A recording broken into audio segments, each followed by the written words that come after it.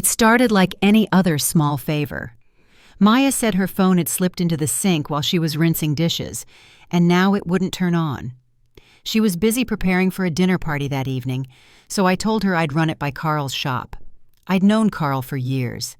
He used to fix radios with my late husband in the garage before technology ran ahead of them both. Carl smiled when I walked in, still wearing his oil-stained apron and chewing on a toothpick. "Always nice to see you, Connie," he said, taking the phone from my hands. "Shouldn't take long." I waited near the window, arms crossed, watching a kid ride circles in the parking lot. 5 minutes passed, then 10.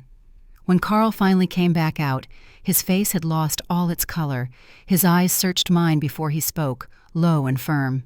"Cancel your cards, change your passwords, and run." I blinked. "What?" He didn't explain. He just turned the screen toward me. There, hidden in a buried folder, were screenshots. My bank account login, my social security number, photos of checks I'd written, and a scan of my old driver's license. But what stopped my breath was the file name above it all. Aging Out the Easy Way. Insurance clears in 48 HRs. My throat tightened. I hadn't touched Maya's phone, and I'd barely unlocked mine on most days. My hands were suddenly too cold to move. Carl locked the phone again and said, "I don't know what she's planning, but this isn't a prank. You need to disappear. Now." I nodded slowly, not trusting my voice. Outside, the sun was still up. Kids were still playing. The world hadn't shifted, but mine had cracked open at the seams. I walked to the car, keys loose in my hand. The scream, the words, burned behind my eyes. I sat behind the wheel for a long time before starting the engine. The house I was about to return to no longer felt like home. The drive home felt longer than usual. I didn't turn on the radio, didn't open the windows. My hands stayed locked at 10 and 2, and every red light made my stomach twist tighter. When I pulled into the driveway, the porch light was already on. The house stood quiet, trimmed, ordinary. But something in me had shifted, and nothing looked quite the same. Inside, Ethan was sitting at the kitchen island, his laptop open, fingers tapping without pause. He didn't look up. "Hey," I said carefully light, "where's Maya?" "Out," he replied, not bothering to glance at me. I nodded, walked past him, and set my purse down slowly. The stillness in the house wasn't comforting. It felt staged, heavy. I slipped into my bedroom, sat on the edge of the bed, and opened my banking app. 2 withdrawals stared back at me. Small amounts, just under what would trigger an alert. One at a gas station I hadn't visited in months, another at a pharmacy across town. I moved to the bathroom cabinet. My prescription bottles were neatly in place, labels facing forward. But when I lifted the bottle for my sleep aid, it felt off, lighter than it should. I counted. 6 pills were missing. I went back to the kitchen where Ethan was still tapping away. I leaned against the counter, watching him for a moment. "Has Maya seemed off to you lately?" I asked. My voice was even, careful. He didn't miss a beat. "You worry too much, Mom." I hesitated. "I just noticed a few things." He finally looked at me. "Maybe you're just confused lately." That word, confused, landed like a stone in my chest. It wasn't said in anger. It was worse. It was clinical, like a diagnosis being whispered behind my back. I made a soft noise of agreement, then stepped away and returned to my room. That night, long after the house went dark, I sat cross-legged on my bed with my laptop. I typed in the name of the insurance company Maya had mentioned last year, the one she'd smiled about and called just a little safety net. Carl didn't ask questions when I came back the next morning. He just took the phone from under the counter and handed me a flash drive. "Everything's copied," he said, voice low. "Folders time-stamped. Nothing's been touched since yesterday. You should back it up somewhere they can't reach." He looked at me differently this time. Not like an old neighbor, but like someone who saw something sharp behind my quiet. "You can't pretend anymore, Connie," he added. "They're moving fast." I nodded. I wasn't pretending, not anymore. By the time I got home, I already knew where the old cameras were stored. 2 small, motion-activated units tucked away in a bin from my nursing days, back when I used them to document patient routines for case studies. I tested the batteries. Still working. I mounted one under the corner cabinet in the kitchen, angled toward the counter and stove. The second went behind the hallway vent, across from the medicine cabinet. Nothing fancy, just enough to see. That night, I kept my door unlocked, not to invite danger, but to witness it. The next morning, I sat at the table, hands wrapped around an empty mug. Maya came in with her usual bright smile, carrying a fresh cup of tea. Chamomile, she said. Good for your nerves. I lifted it slowly, let the steam warm my face, and pretended to sip. She watched me for a moment too long before turning away. Later, with the house quiet, I pulled up the footage on my laptop. There she was, Maya, standing in the kitchen at dawn. She opened the cupboard, selected the tea tin, then reached into the medicine drawer. She unscrewed the lid of my bottle, counted 2 capsules, then dropped them into the cup. I paused the video. The frame caught her face in profile, calm and methodical, like measuring out sugar. My breath stayed lodged in my throat. I closed the laptop without pressing play again. In the hallway, I could hear her humming from the laundry room. I tried to speak with Ethan the next evening, choosing a moment when Maya had stepped out to pick up groceries. He was sitting on the couch, the television flickering across his face, attention half fixed on some news anchor I wasn't really hearing. "Ethan," I said softly, taking the seat across from him, "I've been worried. There are things going on that don't make sense. Money missing, medication not where it should be." He exhaled sharply, eyes still on the screen. "You're reading too much into things." "I'm not," I said. "I think something's wrong, and I need you to be honest with me." That finally made him turn his head. His expression wasn't anger, it was something colder. "You've always been dramatic, Mom. Maybe you really should see someone." It was the same words again, threaded with the same quiet cruelty. Confused, dramatic, words to make me doubt my own mind. I didn't answer. I just nodded and stood. "Maybe you're right." When Maya returned, I retreated to my room. The sound of their laughter drifted faintly through the vents. It used to comfort me hearing them together. Now it felt like an echo of something I'd already lost. An hour later, when the house went still, I switched on the old baby monitor I'd kept from when Ethan was little. I'd hidden one receiver behind a stack of paint cans in the garage that morning, unsure why, only that I needed to know.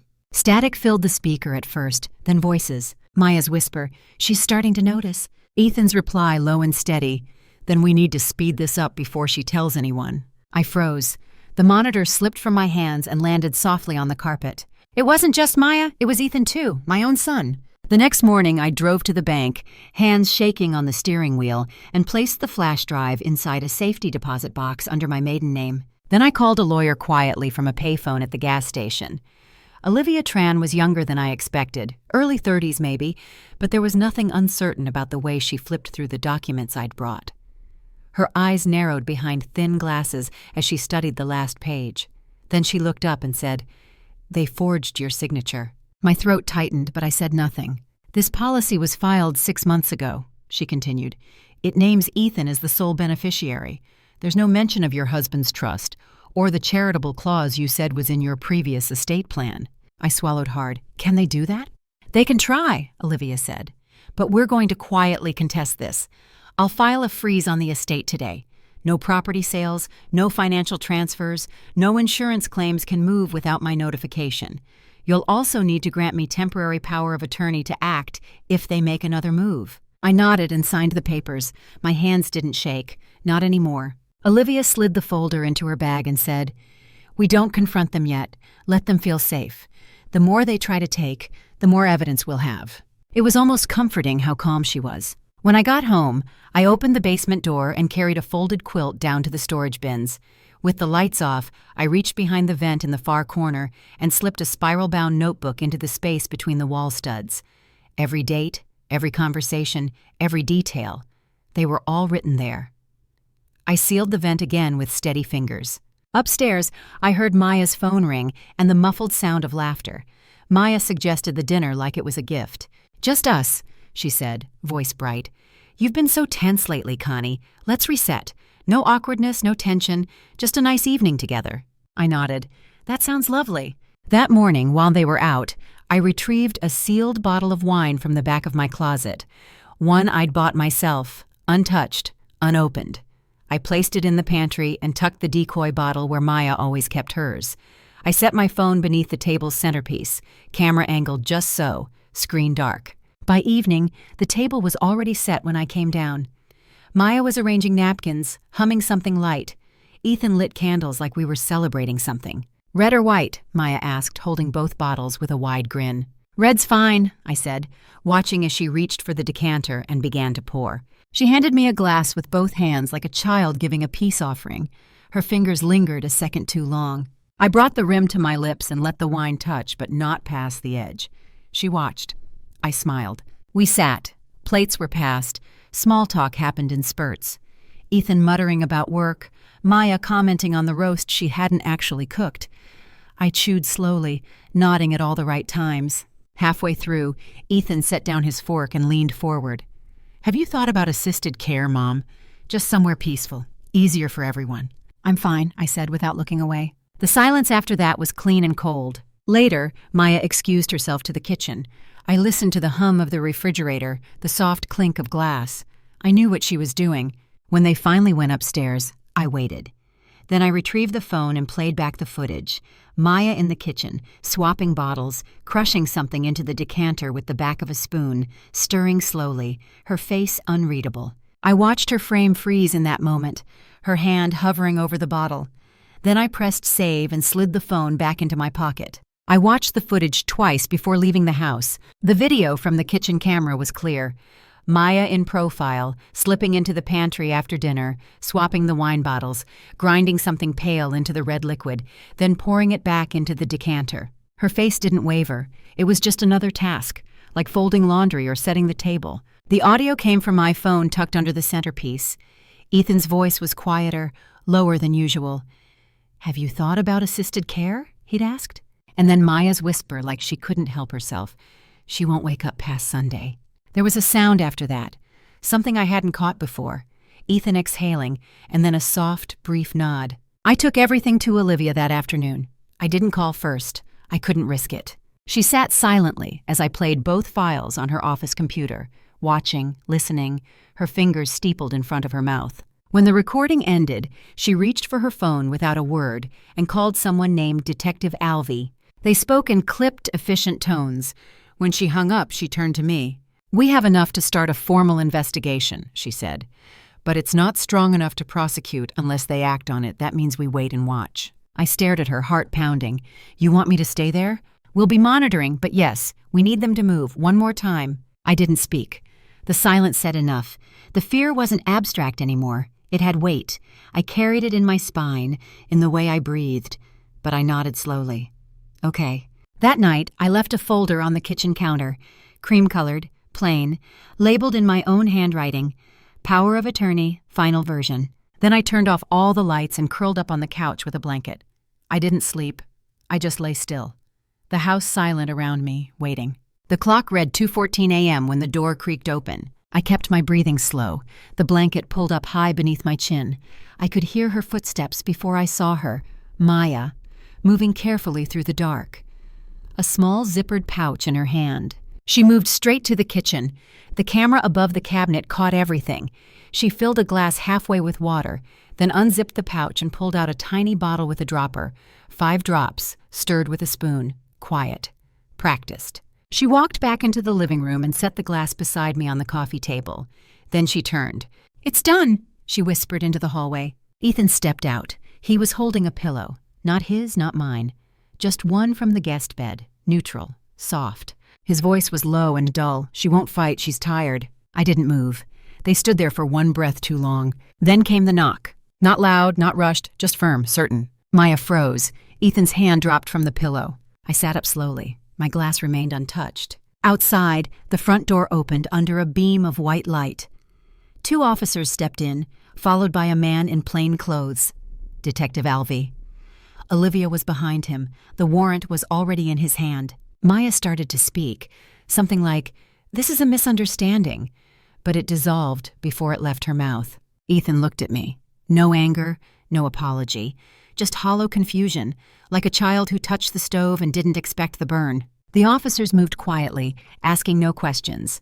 No handcuffs in front of me, no raised voices, just the soft clicks of evidence bags, the firm but polite escort out the door. When the silence returned, it was full, not heavy. I stayed on the couch a little while longer, the untouched glass still resting by my side. Then I got up, took it to the sink, and poured it down the drain. I rinsed the glass clean, set it in the drying rack, and turned off the kitchen light. The floor creaked behind me. I didn't flinch. The paperwork took weeks, but Olivia moved fast. The insurance policy was revoked and flagged for fraud. The forged signature was clear under magnification, and the notary stamp traced back to a friend of Maya's cousin. That unraveled quickly. The bank accounts were secured next. Every auto payment double-checked, every transfer frozen. Maya's name removed from anything with a login, Ethan's too. Then came the house. Olivia walked me through the title lock herself, sitting across from me at the kitchen table where they had once asked me about peaceful places. Now it was mine again. No loopholes, no quiet sales. A letter came from the county jail, Ethan's handwriting on the front. I didn't open it. I tucked it into the drawer with old receipts and warranties. I didn't need to know what he'd say. I visited Carl a few days later, brought him a sandwich and an envelope with a prepaid phone plan and a thank you note. He chuckled when he opened it. "You didn't have to do this," he said, mouthful of roast beef. "I know," I said, "but you did." He looked at me for a long moment, then nodded. "You would have done the same for someone else." I wasn't sure, but I smiled anyway. Back in Olivia's office, we drafted a new will. Simple, direct, no room for interpretation. My assets would go to the regional library branch, the one where I first taught reading workshops after nursing. A portion would support a former foster nurse named Relly, who used to call me at midnight when she had no one else. I didn't tell anyone, it wasn't meant for show. When the last signature dried, I left the house without saying goodbye. My new apartment was small, 1 bedroom, no stairs, quiet neighbors. From the balcony, I could see the river cut through the trees. I didn't move there to hide. I moved to remember what it felt like to hear myself think, to brew tea without watching the color too long, to wake without checking if the front door was still locked. The trial came and went like a season I didn't mark. Olivia kept me informed gently and efficiently. Maya and Ethan were both sentenced. Attempted murder, insurance fraud, elder abuse. The words sounded clinical in court, read aloud without emotion, but they were real. Maya cried once during the proceedings. Afterward, I didn't throw anything away, I just let time move. A few months later, I found a small box waiting on my doorstep, Olivia's handwriting on the label. Inside, packed neatly with a copy of the case summary, was the flash drive, the one Carl had first copied for me, sealed for court use, now released. Beneath it, a folded slip of paper, Carl's handwriting, firm and crooked. "Don't ever question your instincts again." I sat with that a long time. The flash drive went into my desk drawer next to the watch my husband used to wear on night shifts. Its battery long dead, the leather strap cracked, but still warm in memory. I opened the windows that afternoon.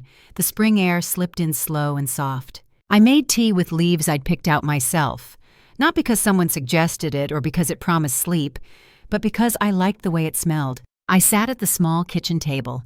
No camera watching, no phone recording, just me. No one called, no one knocked. The quiet wasn't a warning anymore, it was mine. I didn't pour the tea into a second cup. I didn't check my back or glance at the hallway mirror. I took a sip and let it settle. It didn't matter if no one saw the ending, because I was still here.